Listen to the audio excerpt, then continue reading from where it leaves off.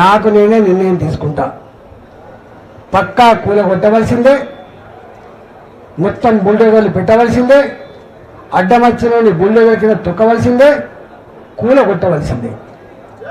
ఇది ఆయన స్టేట్మెంట్. నేనన్నా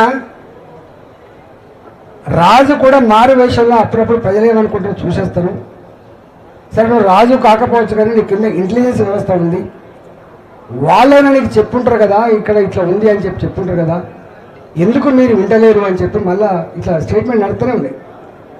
నడిస్తే ఆయన అన్నాడు మళ్ళీ నేను ఎవరు చెప్పినా వినను అని.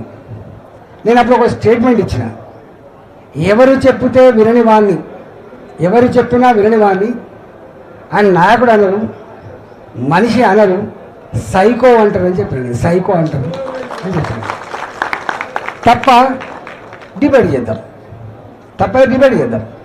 నేనేం ఫిల్త్ లాంగ్వేజ్ వాడలే. జనరల్గా ఎక్కడైనా కూడా క్రాంక్ అంటారు, ఆయన చెప్పుకుంటాను నేను క్రాక్ను, నేను రకరకాల అనుకుంటుండే, నేను జోలికి పోలేదు. మళ్ళీ ఒకసారి ఏమైంది, బుచ్చమ్మ చనిపోయింది.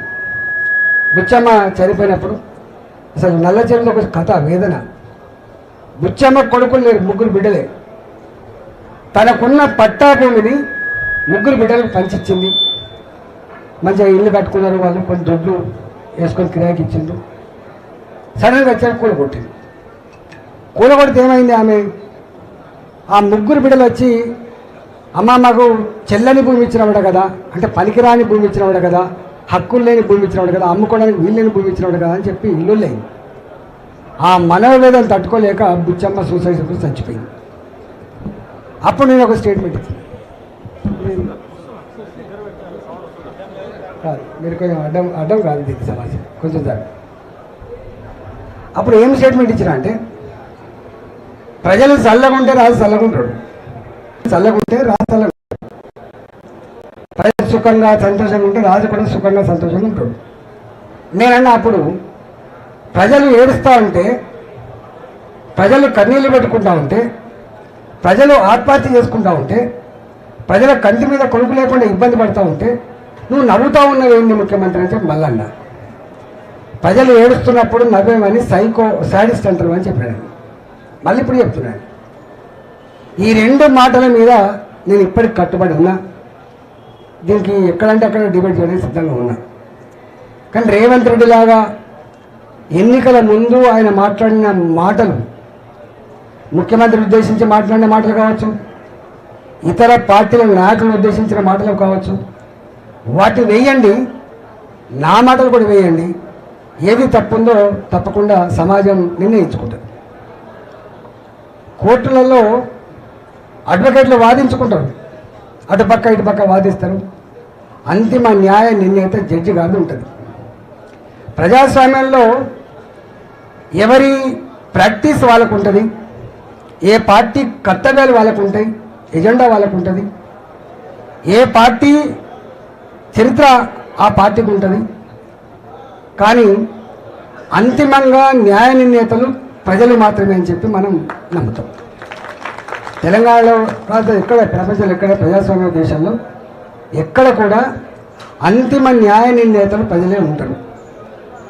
ఈ ప్రభుత్వం అంతకుముందున్న ప్రభుత్వం కావచ్చు, ఇంకా అంతకుముందున్న ప్రభుత్వం కావచ్చు, ఇప్పుడున్న ప్రభుత్వం కావచ్చు, ఇవే మార్కెట్లో పోయి సూపర్ మార్కెట్లో పోయి ఇక డబ్బులు ఇచ్చి కొనుక్కుంటే దొరికిన పదవి కాదు ఇది. బాబాసాహెబ్ అంబేద్కర్ గారు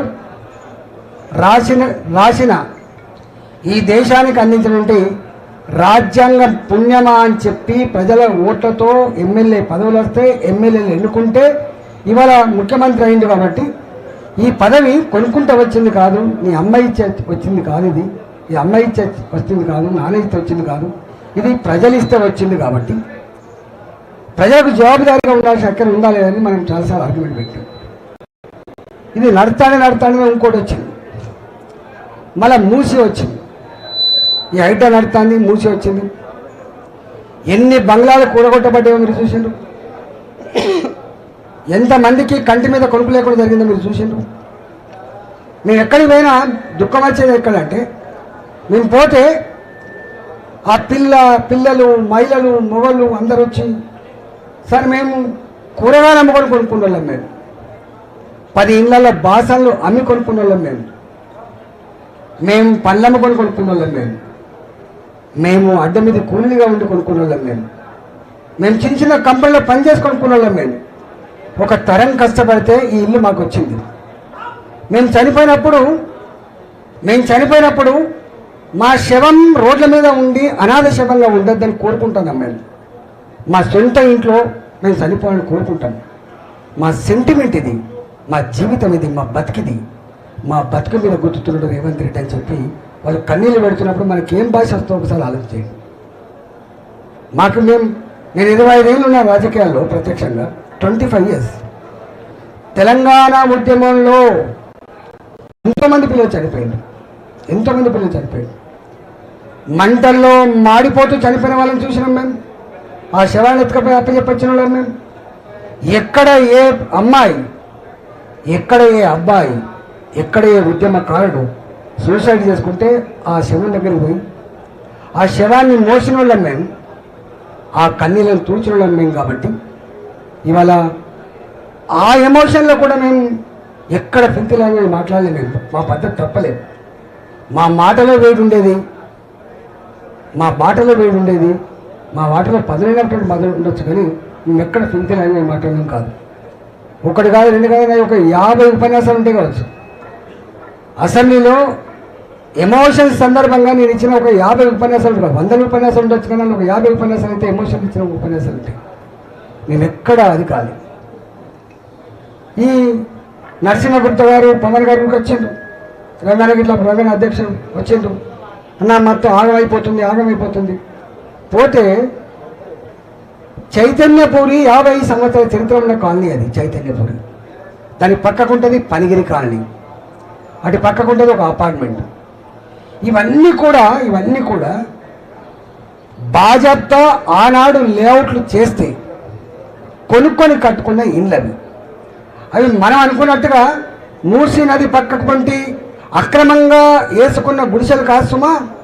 ఇవన్నీ కూడా 300 గజాలు, 400 గజాలు, 500 గజాలు బాజాప్తా లేఅవుట్లలో భూములు కొనుక్కొని 2 కోట్లు 3 కోట్లు పెట్టి కట్టుకున్నటువంటి 3 అంతస్తుల 4 అంతస్తుల 5 అంతస్తుల ఇండ్లు అపార్ట్మెంట్లు. వీళ్ళు వచ్చి 300 మీటర్లు అటుపక్క 300 మీటర్లు ఇటుపక్క మొత్తం మేము దీన్ని సుందరీకరణ చేస్తామని చెప్పి ఆర్గ్యుమెంట్ పెడుతున్నప్పుడు సుందరీకరణ వెనుక ఉన్నటువంటి దుర్మార్గం ఏంటంటే ఇది విలువైన భూమి కాబట్టి, మీ చైతన్యపూరి చాలా విలువైన భూమి కాబట్టి ఇక్కడైతేనే ఏమన్నా కొంత పైసలు వస్తాయి కాబట్టి ఇక్కడైతేనే కొన్ని మాల్స్ కట్టచ్చు, కొంత రిక్రియేషన్ జోన్లు కట్టచ్చు అని చెప్పి భావించి వచ్చేసినప్పుడు నేను కొట్లాడినా. మీకు తెలుసు 24 hours కూర్చున్నా కావచ్చు. వాళ్ళు రమ్మంటే పోయి ఆడ కూర్చొని 24 గంటల వరకు కూడా అక్కడనే ఉంటే వాళ్ళు అన్న మాట ఏం తెలుసా, బిడ్డ మనం వెళ్ళిపోతే ఏమైద్దో అని చెప్పి భయపడుతుంటే ఉంటామ్మా అని చెప్పి ఉన్నాను. నేను ఆనాడు ఏ పై అధికారితో మాట్లాడినా కూడా సార్ మేము ఆక్రమించుకుంటున్నాం సార్, మేము కూడగొడతలేం సార్. కానీ 100 మంది పోలీసుల సమక్షంలో ఇటు కొడితే అటు కొడితే ఇటు, ఈ ఇంటికి నంబర్ ఎత్తాడు, మళ్ళీ ఆ ఇంటికి నంబర్ ఎత్తాడు, ఇక్కడ దాకా వస్తుందంటాడు.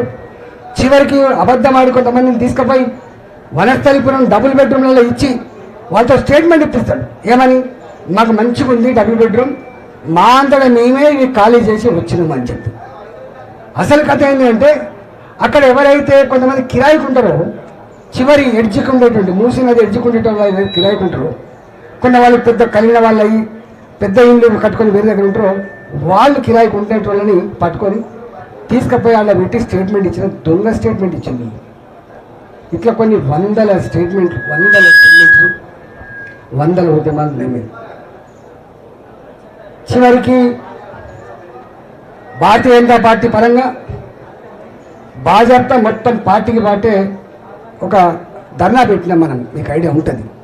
ఇక్కడ మనం ఇందిరా పార్క్ దగ్గర ధర్నా పెట్టి మనం ఒక మెసేజ్ ఇచ్చినాం, ఊరుకునేది కాదని చెప్పినాం. మొత్తానికి వాళ్ళు ముందుకు వచ్చి ఒక మాట చెప్పిండారు.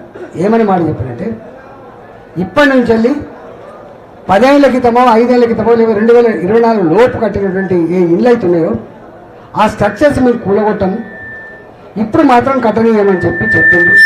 సరే మంచిది అనుకున్నాం, మనం ఉన్నాం. మళ్ళీ ఏమైంది ఇక్కడ, నిన్న మొన్న 3 రోజుల క్రితం బాచుపల్లిలో పెద్ద రోడ్డు ఉంటుంది, 30 ఫీట్ల రోడ్డు మీరు చూస్తారు. ప్రగతి నగర్ బాచుపల్లి, ఇటుపక్క 5 అంతస్తులు 7 అంతస్తులు 8 అంతస్తులు పెద్ద పెద్ద అపార్ట్మెంట్స్ ఉంటాయి, ఇటుపక్క అటుపక్క మొత్తం. అయితే వచ్చి ఏడుస్తున్నారు. ఎందుకు ఏడుస్తున్నారు ఇంకా అంటే, లేదు మొత్తం నోటీస్ ఇచ్చిపోయిండ్రు.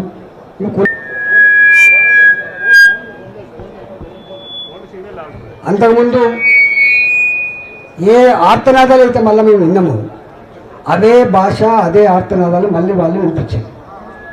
మాకు బీపీ ఉంది, నాకు హార్ట్ అటాక్ ఉంది, మేము చచ్చిపోతాం, మేము సూసైడ్ చేసుకుంటాం అని చెప్పి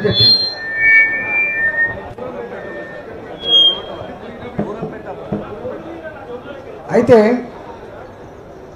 నేనే అవస్థపా మీరెందుకు అని చెప్పి నిన్న కాక మొన్న పోతే అవి చూస్తే నిజంగా కలిపే తిరిగినాయి. కానీ ఇంత పెద్ద ఇల్లు అవి 2020, 2017 ఇట్లా కట్టిన ఇల్లు ఇప్పుడెందుకు జోలికొచ్చిందని చెప్పి నేను ఏమన్నా అంటే, అంతకంటే ముందు ఒకటి జరిగింది. డివిజన్ నెంబర్ 133 అనుకుంటా, మచ్చబొల్లారం. అంతేనా ఉదయం? మచ్చబొల్లారంలో ఒక హిందూ శ్మశాన వాటిక, ఒక ముస్లిం శ్మశాన వాటిక, 2 ఉంటాయి. ఇది గవర్నమెంట్ భూమిలో వెలిసిన శ్మశాన వాటికలు కాదు. ఇవి ఒక భూస్వామి, ఒక దాత, సమాజ శ్రేయస్సు కోరే నరసింహారెడ్డి ఆయన పేరు ఉంది, సామల వెంకటరెడ్డి గారు 20 ఎకరాల భూమిని బాధ్యత కొని 5 ఎకరాల ముస్లిం శ్మశాన వాటికకి, 15 ఎకరాల భూమి హిందూ శ్మశాన వాటికకి ఇచ్చారు. అంతేనా? Division number 133 Machabollaram. దాని చుట్టూ 55 కాలనీలు ఉంటాయి. అంటే బాధ ఎక్కడైతే మీరు చెప్పడానికి చెప్తున్నాను. దాని చుట్టూ 55 కాలనీలు ఉంటాయి, 55 కాలనీలు. నా అడిగొస్తే నేను పోయినా చూసినా, నేను ఎవరైతే దీని కారకులు అంటే మున్సిపల్ అధికారులు అంటే మున్సిపల్ అధికారులతో మాట్లాడినా, కలెక్టర్ అంటే కలెక్టర్తో మాట్లాడినా, మళ్ళీ లేదు అయోధ్య రామరెడ్డి ఇది వాళ్ళ కాంట్రాక్టర్ అంటే ఆయనతో మాట్లాడినా, అందరితో మాట్లాడి మీది కాదు కదనే. అందులో ఒక కార్గిల్ యుద్ధంలో చనిపోయినటువంటి అది కూడా అన్ననే ఉంది. ఎవరితో మాట్లాడి చివరికి నేను శ్రీధర్ బాబు గారిని పట్టుకొని మీటింగ్ పెట్టిన ఫస్ట్ టైం. నేను ఆ సచివాలయానికి ఇంతవరకు పోలే, కానీ పోయిన దీనికోసం రంగనాథ్ గారు వచ్చిండ్రు.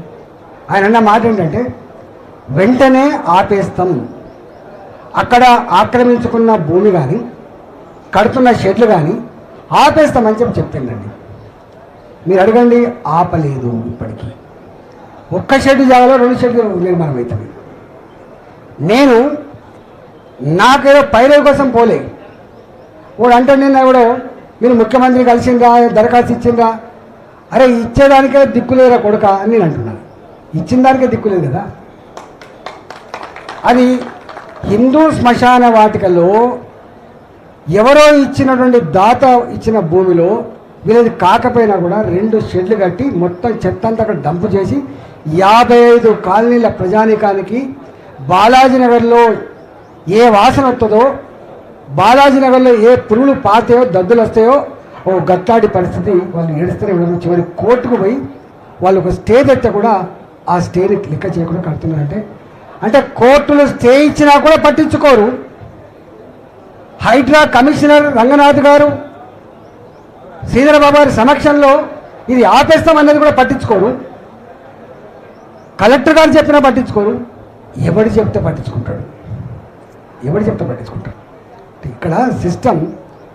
అందుకని నేను మళ్ళా అరే ఎవడు ఇక్కడ ఎంఆర్ఓనా, ఆర్టీఓనా, కలెక్టరా, మున్సిపల్ అధికారులు ఎవరు మరి? అంటే ఎవరి కంట్రోల్లో లేడు. ఎవరి కంట్రోల్ లేడు. మీకు జనరల్గా ఏదైనా కోర్టు మెట్లెక్కి ఒక స్టే తెచ్చుకుంటే జనం బలుకుతాడు, అరే కోర్టు ధిక్కార కింద వస్తుందని చెప్పి అర్థం. కానీ ఈ గవర్నమెంట్లో కోర్టు స్టే ఇచ్చినప్పటికి కూడా ఆపగలిగే దమ్ము ఈ ప్రభుత్వ అధికారం లేదు లేదు. ఇవాళ కళ్ళ ముందే అనేక బిల్డింగులు 25 లక్షల నుంచి మొదలుపెట్టి ₹1 కోటి వరకు ఏదైతే కొనుక్కున్నారో కళ్ళ ముందే అవి పోతుంటే మరి ఒక్కడన్నా మరి నువ్వు కొనుక్కున్నది నేను అడుగుతున్నా. అరే వారి ఇది లేఅవుట్ చేసినప్పుడు రెవెన్యూ అధికారులు ఇది ఏ పాస్బుక్లో ఏ సర్వే నెంబర్లో ఎంత ఎక్స్టెంటు కొలిసేప్పుడు లెక్క ఉంటుంది. ఉత్తరంలో వీళ్ళు ఉన్నారు, పడమర వీళ్ళు ఉన్నారు, తూర్పులో వీళ్ళు ఉన్నారని చెప్పి హద్దులు ఉంటాయి. ప్రతి భూమికి హద్దు ఉంటుంది. తూర్పు వైపు వీళ్ళున్నారు, పశ్చిమ వైపు వీళ్ళు అని చెప్పి. మరి అప్పుడు ఆ లేఅవుట్ చేసినప్పుడు ఎట్లా నువ్వు పర్మిషన్ ఇచ్చినావు, ఎట్లా నువ్వు ఛార్జీలు కన్వర్షన్ ఛార్జీలు కట్టించుకున్నావు ఆర్డీఓ, మళ్ళీ పోయి మున్సిపాలిటీ అనగానే మున్సిపాలిటీ ఎట్లా పర్మిషన్ ఇచ్చింది, దీని డెవలప్మెంట్ ఛార్జెస్ కానీ డబ్బులు ఎట్లా తీసుకున్నావు, ఎట్లా బిల్డర్ కట్టిన తర్వాత ఎట్లా ఆక్యుపెన్సీ సర్టిఫికేట్ ఇచ్చిండు, ఆక్యుపెన్సీ సర్టిఫికేట్ ఇచ్చిన తర్వాత ఎట్లా ప్రాపర్టీ ట్యాక్స్ తీసుకుంటాడు. ఇవాళ ప్రాపర్టీ ట్యాక్స్ తీసుకున్న తర్వాత కూడా ఇవాళ ఈ పని ఎందుకు చేస్తానని నేను అడిగిన తప్ప ఇదే కదా, ఇది అడిగిన తప్ప. ఈవెన్ బాలాజీ నగర్ నేను అస్మత్పేట చెరువు, కూకడపల్లి చెరువు, చెరువుల పక్కన జనరల్గా లేక్ వ్యూ అని ఇస్తా అంటారు స్టేట్మెంట్. మీరు ఇప్పుడు చూడండి అడ్వర్టైజ్మెంట్ పాపం. ఇవాళ లేక్ వ్యూ అంటే అదే శాపం. ఒకప్పుడు ఏదైనా ఇండ్లు అమ్ముకోవాలంటే కట్టి అమ్ముకోవాలంటే ప్లాట్లు అమ్ముకోవాలంటే లేక్ వ్యూ అని చెప్తే ₹2,000 గజానికి ఎక్కువ పోయేది. ఇల్లు అయితే అపార్ట్మెంట్ అయితే ఇంకొక 2 లక్షలు 3 లక్షలు 5 లక్షలు ఎక్కువ పోయేది. కానీ ఇవాళ లేక్ వ్యూ అని కనుక అంటే మరణశాసనమే వారికి, మరణశాసనమే. 25,000 ఇండ్లు, 25,000 అపార్ట్మెంట్స్ లేక్ వ్యూ అని చెప్పి అడ్వర్టైజ్మెంట్ చేసిన కర్మానికి ఇచ్చిన డబ్బులు వాపస్ తీసుకుపోతున్నారు. ఎవడు మళ్ళీ ముందుకు వస్తలేడు. ఇవాళ మొత్తం రియల్ ఎస్టేట్ కుప్ప కూలడానికి ప్రధాన కారకుడు రేవంత్ రెడ్డి. అవునా కాదా? కాంగ్రెస్ పార్టీ నాయకులు ఆలోచించుకోవాలి. ఇవాళ ఎంత బాధ అవుతుందంటే నేను ఆ రోజు స్టేట్మెంట్ ఇచ్చిన, అరే రేవంత్ రెడ్డి గారు నిలబడి ఎప్పుడు 5 ఏళ్ళు నువ్వు ఎమ్మెల్యేగా పనిచేయలే, నిలబడి ఎప్పుడు నువ్వు 5 ఏళ్ళు ఎంపీగా పనిచేయలేదు, ఎన్నడూ మంత్రి చేసిన అనుభవం నీకు లేదు, నువ్వేమో చాలా హామీలు ఇస్తున్నావు. ఒకనాడైతే ఆయన అంటాడు, అదెంతనే బిషాది, వాళ్ళకేమెరకనే, మళ్ళీ ఎంత మెదల్లేని వాళ్ళు మాట్లాడతారు, ప్రజలకెరక నాకెరక, కడుపు కట్టుకొని 1 సంవత్సరం కష్టపడితే 40,000 కోట్ల రూపాయలు వస్తాయని చెప్పినటువంటి వ్యక్తి ఆ వీడియో రేపు మా కార్యకర్తలంతా కూడా బయట పెడతారు. ఇట్లాంటి కొన్ని వందలు ఇచ్చారు. ఇంత పెద్ద ఆనాడు మాట ఇస్తే తప్పని వ్యక్తి అని చెప్పుకునేది కేసీఆర్, మడమ తిప్పని వ్యక్తి అని చెప్పుకునేది కేసీఆర్, రాళ్ళతో కొట్టి సంభవం అని చెప్పేది, ఇచ్చిన మాట అమలు కాకపోతే ముఖ్యమంత్రి, రాళ్ళు తలుచుకుంటే దెబ్బలకు కొదవా అని చెప్పిన ముఖ్యమంత్రి, ధనిక రాష్ట్రం అని చెప్పిన ముఖ్యమంత్రి, హామీ ఇస్తే అమలు చేస్తారు తప్ప మాట తప్పని ముఖ్యమంత్రి, ₹1,00,000 రుణమాఫీ చేయక ఎలుకల పడ్డాడు కేసీఆర్, 4,000 నిరుద్యోగ భృతి ఇవ్వక ఎలుకల పడ్డాడు కేసీఆర్, కాలేజీలో చదివే పిల్లలకు ఫీజులు రియంబర్స్మెంట్ చేయక వెలుకల పడ్డాడు కేసీఆర్, చివరికి అప్పుల మీద అప్పులు చేసి తప్ప రైతు బంధు ఇవ్వలేకపోయిండు, జీతాలు ఇవ్వలేని పరిస్థితి ఉండేది తెలుసు. నేనన్నా గాయననే ఇవ్వలేకపోయిండు, నువ్వెట్లా ఇస్తావు రేవంత్ రెడ్డి అని చెప్పి నేనన్నా. అంటే ఆయన అన్న మాట ఇది. నేను అప్పుడు లెక్కేసి చెప్పిన, నేను కూడా ఎడ్డోన్నో గుడ్డోన్నో, నాకు నీ అంత తెలివి ఉందో లేదో నాకు తెలియదు, కానీ రేవంత్ రెడ్డి గారు నేను కూడా 5 సంవత్సరాల కాలం పాటు 6 బడ్జెట్లు ప్రవేశపెట్టిన ఆర్థిక మంత్రిని చెప్తున్నా. నాకు తెలిసి 5,000 కోట్లు కూడా అదనంగా సంవత్సరానికి ఖర్చు పెట్టే ఆస్కారం లేదు రేవంత్ రెడ్డి గారు. మీరు గిన్ని హామీలు ఇస్తున్నారు, ఇది అమలు కాదు అని చెప్పినాను. నీది కాకపోతే ఢిల్లీ దాకా దేకమన్నట్టుగా నువ్వు ఇస్తున్నావు, నువ్వు 100% మోసం చేస్తున్నావు అంటే ఈయన అమెరికా నుంచి ఒక స్టేట్మెంట్ ఇచ్చింది. అమెరికాలో పోయినప్పుడు ఒక స్టేట్మెంట్ ఇచ్చింది, మీరు మీరు బయట పెట్టాలి ఇప్పుడు మళ్ళీ. ఏమని? అబద్ధాలు ఆడితేనే ప్రజలు ఇష్టపడతారు, అబద్ధాలని నాయకుని నమ్ముతారు అని చెప్పింది. అంటే 6 గ్యారంటీలు, 66 హామీలు, 420 రకాల పనులకు ఇన్ని రకాల అబద్ధాలు ఆడిందని చెప్పి 15 నెలల కాలంలోనే ప్రజలకు అర్థమైపోయింది ఇవాళ. దాన్ని ఇలా మనం మళ్ళీ చెప్పాల్సి ఎక్కడ. కాబట్టి ఇవాళ ఈ పరిస్థితులలో నేను పోయేది మాట్లాడిన వీడియోలని మీరు కూడా వినండి. నేను గింతే అన్నా, ఈయనలోని సైకో అంటారు, ప్రజలు ఎడుతుంటే చూస్తోని సాడిస్ట్ అంటారు. అసలు ఎవడు ఏంది అసలు అని చెప్పి బాధతో మాట్లాడినమాట వాస్తవం. నేను మాట్లాడిన దానికి నా ప్రజల కన్నీళ్ళు నన్ను మాట్లాడించినాయి. మా ప్రజలు పడేటువంటి ఆవేదన నన్ను మాట్లాడించింది. 25 ఏళ్ళుగా పదవి ఉంటుందా లేదా ముఖ్యం కాదు, కానీ ఉన్న రోజులు నమ్మిన సిద్ధాంతం కోసం ఇవాళ మొట్టమొదటి కూడా నేను ఒక స్టేట్మెంట్ ఇచ్చిన ఇక్కడ. భారతీయ జనతా పార్టీ ఇల్లు కట్టించిన పార్టీ, జాగలు పంచిచ్చిన పార్టీ. బాలాజీనగర్ రూపశిల్పి బాలాజీనగర్ గుడిసెలు కూడగొడుతున్నాడు. దివంగత నరేంద్ర గారు వచ్చి కొడక కూల్సవా అని చెప్పి ఆపిన చరిత్ర మా భారతీయ జనతా పార్టీ. ఇక్కడ ఒక వాజ్పేయి నగర్ ఉంటుంది, ఇక్కడ దత్తాత్రేయ నగర్ ఉంటుంది. ఇక్కడ నువ్వు హైదరాబాద్లో ఎక్కడ పోయినా కూడా దీన్ దయాళ్ నగర్ కావచ్చు, దత్తాత్రేయ నగర్ కావచ్చు, అది వాజ్పేయి నగర్ కావచ్చు, ఇవన్నీ కూడా భారతీయ జనతా పార్టీ కూడు లేని వాళ్లకు గుడు లేని వాళ్లకు ఆదుకున్న పార్టీ భారతీయ జనతా పార్టీ. మేము ఇక్కడ ఉన్నాం బిడ్డ, మేము ఇక్కడ ఉన్నాం. ఇవాళ మీకు అర్థం కావాలి, దేశాన్ని పాలిస్తున్న పార్టీ. మీ ముఖాలకు అంతకుముందున్న ముఖ్యమంత్రి కూడా నేను 100 సార్లు చెప్పిన, నువ్వు ఇలా ఏ డబుల్ బెడ్రూమ్లో కట్టినావో ఈ డబుల్ బెడ్రూమ్లో దాంట్లో 2,50,000 ఇండ్లు కేంద్ర ప్రభుత్వం శాంక్షన్ చేసింది. ఆ ఇండ్లు కూడా కట్టే తెలివి లేదు మీకు అని చెప్పినాం. ఇవాళ నీకు కూడా మళ్ళీ దిక్కు మళ్ళీ కేంద్ర ప్రభుత్వం ఇవ్వాలి. నీ దగ్గర ఏం లేదు, సరుకు లేదు. ఇవాళ మొన్న కూడా చెప్పినాం మేము, ఇక్కడ హైదరాబాద్లో కూడా ఇంత పెద్ద వైబ్రెంట్ సిటీ, ఇంత గొప్పగా అభివృద్ధి చెందుతూ ఉంటే ఇవాళ ఇక్కడ ఫెసిలిటీస్ కూడా మనం కల్పించిన వీళ్ళ కోప్పలు కడుతున్నాం. 940 కోట్ల పిలిచి మనం కడుతున్నాం. ఉప్పల్లో వాడు దివాళీ చేసి కాంట్రాక్టర్ కడుతున్న బ్రిడ్జ్ మనం కడుతున్నాం. మొన్న ఓపెన్ చేసిన బ్రిడ్జ్ మనం కట్టినాం. ఎలిమినార్దికి వేస్తున్నటువంటి 6 లేన్ 8 లేన్ రోడ్ మనం కడుతున్నాం, బ్రిడ్జిని మనం కడుతున్నాం. ఇవాళ శంషాబాద్లో ఫ్లైఓవర్ల మీద పోయేటువంటి బ్రిడ్జిని మనం కడుతున్నాం. అంటే కొన్ని వేల కోట్ల రూపాయలు ఇచ్చి మనం చేస్తున్నాం. ఇక్కడ ప్రజలు 8 మంది పార్లమెంట్ సభ్యులు గెలిపించారు. మీకు అర్థం కావాలి, ఇక్కడ హైదరాబాద్ చుట్టుపక్కల హైదరాబాద్లో 3 ఎంపీలు ఉంటాయి. మీకు గుర్తుపెట్టుకోవాలి, పక్కా మొత్తం ఎంపీలు 3. ఇవాళ మల్కాజ్గిరిలో 100% హైదరాబాద్లో ఉన్నటువంటి ఎంపీని గుర్తుపెట్టుకో. ఇక్కడ రూరల్ ఏరియా లేదు. ఇప్పుడు మొత్తం 3 చింతలపల్లి కావచ్చు, అది గడికసర కావచ్చు, అది షామిరిపేట కావచ్చు, అది మేడ్చల్ కావచ్చు, ఇవన్నీ అర్బన్లో కలిసిపోయింది. ఇవాళ మొత్తం హైదరాబాద్లో 3 ఎంపీలు ఉంటే 2 ఎంపీలు భారతీయ జనతా పార్టీ ఎంపీలు మాత్రమే. ఇక్కడ సికింద్రాబాద్ ఎంపీ కిషన్ రెడ్డి గారు కావచ్చు, ఇక్కడ నేను కావచ్చు. అటు పక్కకు 70% పార్లమెంటు చేవెళ్ళ కింద వస్తుంది.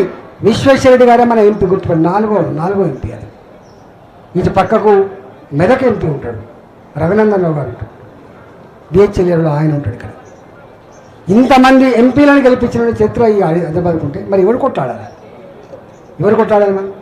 ఇవాళ ఆయన నేను అంటున్నా, కుక్క లెక్క ఒరుడు కాదురా కొడుక, కుక్క లెక్క ఒడితే ఏమవుతుంది?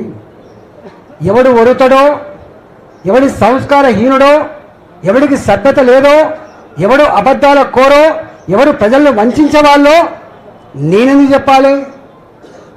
ప్రజలు ఆల్రెడీ చెప్తున్నారు. ఇవాళ హైదరాబాద్ బాధ అనిపిస్తుంది. ఇవాళ నేను ఏదో రియల్ ఎస్టేట్ల కోసమో ఇంకోటి కోసమో కాదు. ఇవాళ హైదరాబాద్లో నేను కొత్తగా ఆర్థిక మంత్రి అయినప్పుడు 10 నెలల కాలంలో అప్పుడు జూన్ 2వ తారీఖు నాడు రాష్ట్రం ఏర్పడితే మార్చి 31 10 నెలలు. 10 నెలల కాలంలో 29,500 కోట్ల రూపాయలు సొంత పన్నులు వచ్చినాయి రాష్ట్రానికి. సొంత పన్నులు, దాని ఓన్ ట్యాక్స్ రెవెన్యూస్ అంటారు. ఇవాళ ఎంత వస్తున్నాయి తెలుసా? 1,30,000 కోట్ల రూపాయలు పన్నులు వస్తున్నాయి ఈ రాష్ట్రంలో. సొంత పన్నుల రూపంలో వచ్చే ఆదాయం 1,30,000 కోట్లు. ఎక్కడి 30,000 కోట్లు? ఎక్కడి 1,30,000 కోట్లు? 1,30,000 కోట్లు మాత్రమే కాదు. మొన్న వరకు తెలంగాణలో జిఎస్డిపి అంటే డెవలప్మెంట్ అంటే జిఎస్డిపిలో చూస్తారు ఒకనాడు తెలంగాణలో 20% కూడా జిఎస్డిపి వచ్చేది. 2024 వరకు కూడా 13.9% ఉండే. నీ వచ్చిన తర్వాత అది 10% పడిపోయింది. రేపు 7% అయితే 8% అయితే తెలియదు. నీకు పరిపాలించే సత్తా లేక, అనుభవం లేక, సోయి లేక, ఏది చేయన్నో ఏది చేయకూడదో అర్థం కాక ఇవాళ తెలంగాణ పేదది కాదు బిడ్డ, తెలంగాణలో పేదరికంలో ముంచేసే ప్రయత్నం చేస్తుంది కాంగ్రెస్ పార్టీ. ముంచేసే ప్రయత్నం చేస్తున్నారు రేవంత్ రెడ్డి అని చెప్పి అంటున్నారు. గా పక్క రాష్ట్రం 5.5 కోట్ల జనాభా, 6 కోట్ల జనాభా, 4 కోట్ల జనాభా, మన బడ్జెట్ కంటే తక్కువ ఉంటుంది. మనం ఎక్కడ, వాళ్ళు ఎక్కడ? చూడండి, పర్ క్యాపిటల్ ఇన్కమ్లో మనం నెంబర్ 1, గ్రోత్లో number 1, livable city Hyderabad, livable సిటీలో నెంబర్ 1. ఇవాళ మనకు ఎగిరిపోయి ఇవాళ పూనా అహ్మదాబాద్ వస్తుంది. ఇవాళ మన 4వ స్థానానికి పడిపోయింది. ఇవాళ వీటి మీద దృష్టి పెట్టు. నీకు నిజంగానే కాంగ్రెస్ పార్టీ లేదా అనుభవం నాయకులు మీకు సో ఉంటే మీరు దృష్టి పెట్టవలసింది ఈ హైదరాబాద్లో ఎందుకు రియల్ ఎస్టేట్ పడిపోయింది, ఎందుకు తెలంగాణ జిఎస్డిపి పడిపోయింది, ఎందుకు పర్ క్యాపిటల్ ఇన్కమ్ పడిపోతుంది, ఎందుకు రిజిస్ట్రేషన్లు ఆగిపోతున్నాయి, వీటి మీద దృష్టి పెట్టమని చెప్పుకోతున్నాను. పాలకుడు అనేవాడు కన్స్ట్రక్షన్ చేస్తే తప్ప డిస్ట్రక్షన్ చేయడు. కన్నా 50 ఏళ్ళ చరిత్రలో చూస్తున్నా మొట్టమొదటిసారిగా కన్స్ట్రక్షన్ పక్కకు పెట్టి డిస్ట్రక్షన్ చేస్తున్న దుర్మార్గపు ప్రభుత్వం రేవంత్ రెడ్డి ప్రభుత్వం అని అంటున్నాను. ఇక్కడ పోయి మేము కొట్లాడిన గారికి మేము కొట్లాడిన దాని మీద కూడా ఈటల భార్యతో కొట్లా అని చెప్పినాడు. మేము నాకు వచ్చింది వాళ్ళు, సార్ మీరు రావాలి అంటే వస్తాపా అని చెప్పినాడు. ఆడ పోయే వరకు మనుషులు లేరు. ఏందా మనుషులు లేరంటే భయపడ్డాం సార్ మేమంతా.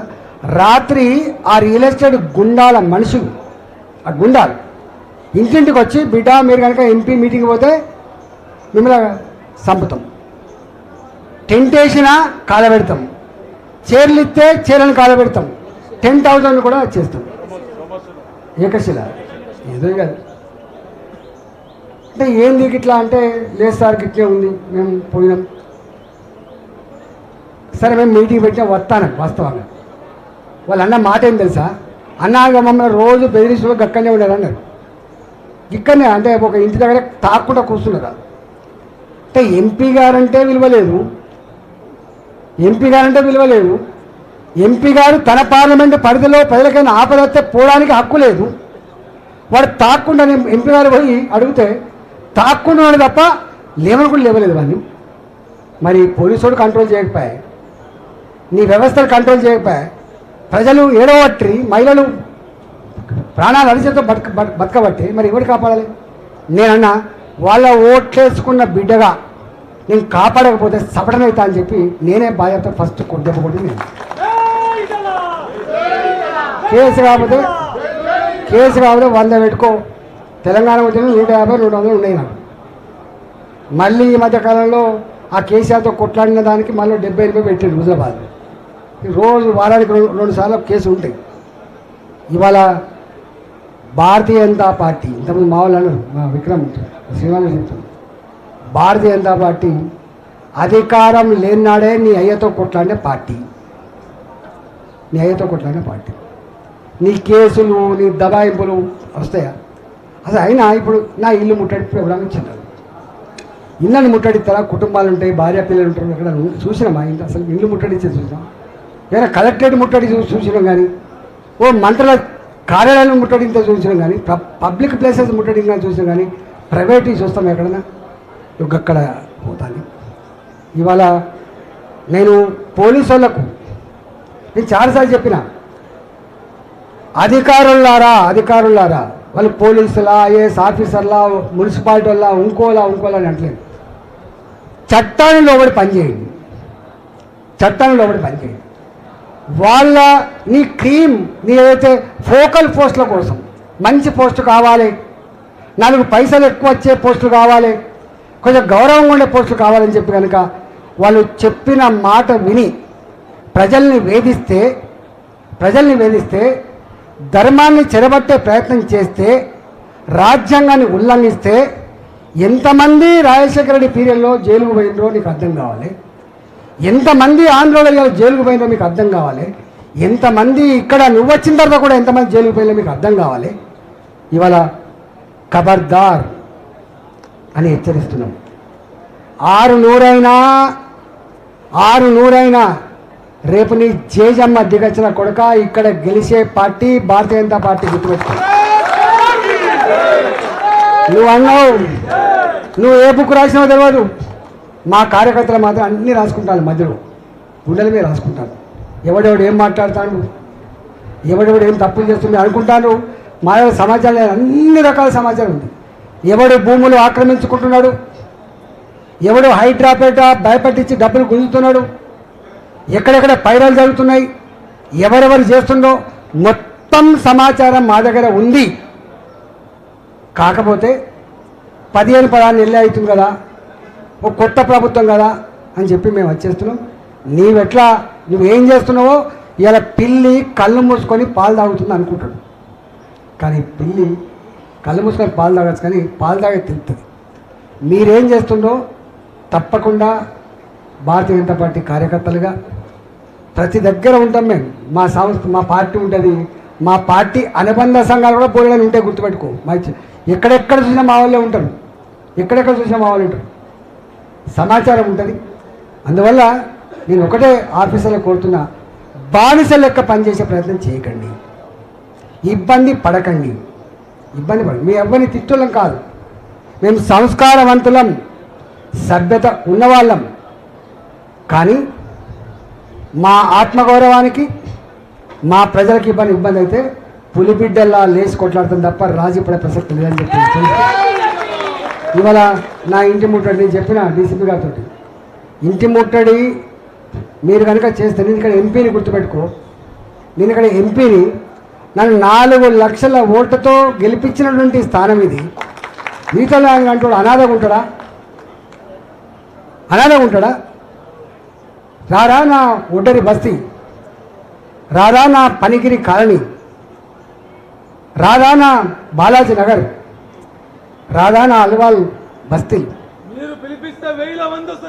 ఇలా నేను 10 నెలల కాలంలో everyday is Monday for me, there is no Sunday for me. పొద్దున ఇక్కడ ఉంటే 100 మంది ఇక్కడికి వస్తారు. ఇది పేదోళ్ళ అడ్డా, ఇది కన్నీళ్ళకి కష్టాలకు పరిష్కారం చూపేటువంటి గడ్డ. ఇది ఇక్కడ ప్రేమకే ఆస్కారం ఉంటుంది తప్ప ద్వేషానికి ఆస్కారం లేని ప్రాంతం ఇది. నువ్వు ముట్టడిస్తా అంటే కొడుక ధర్మాన్ని చెరబట్టినట్టు, ధర్మాన్ని వ్యతిరేకంగా కొట్లాడినట్టు, మాతో కొట్లాడిన కూడా ఎక్కడో వెళ్ళి కాలకర్మ నువ్వు కూడా పోతావు. మాతో గోక్కోవడం అంటే నాలాంటి నేను వ్యక్తిగా ఉంటానా? నేను 24/7 ఎక్కడో ఉంటా, ఏది పని లేదో కనీసం పెళ్ళిళ్ళ కానీ తిరుగుతా ఉంటాను. ఇంకా ఏం పని లేదో గుళ్ళల్లో పడిపోయేస్తాను నేను, కానీ రోజు పనిలో ఉంటాను. నాది పొద్దున 6 గంటల మొదలైతే రాత్రి 1 గంట వరకు నాది నిరంతరంగా జరిగేటువంటి ప్రక్రియ. నాకేం భూముల పైరవీలు లేవు, నాకేం క్లబ్ల మెంబర్షిప్లు లేవు, నాకు ఇంకేం లేవు. నాకు ఒకటే ఉంటుంది, ప్రజల మధ్యలో ఉండు, రోజు ఉన్నంతలో వాళ్ళకి ఇబ్బంది పెట్టకుండా పోడు.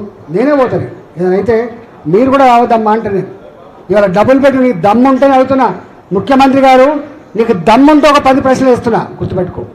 నీకు దమ్ముంటే ఇవాళ ఎందుకు రియల్ ఎస్టేట్ మొత్తం కుప్పకూలిపోయి హైదరాబాద్ ఇవాళ లివబుల్ సిటీ కాకుండా పోతుందో, హైదరాబాద్లో రిజిస్ట్రేషన్ల ఆదాయం తగ్గిపోతుందో, తెలంగాణలో జిఎస్డిపి ఎందుకు పడిపోతుందో, తెలంగాణలో నువ్వు మొన్న మాట్లాడినట్టుగా చెప్పులు కూడా ఎత్తుకపోతావని చెప్పి, అసలు ఏ మీనమైన భాష అనేది.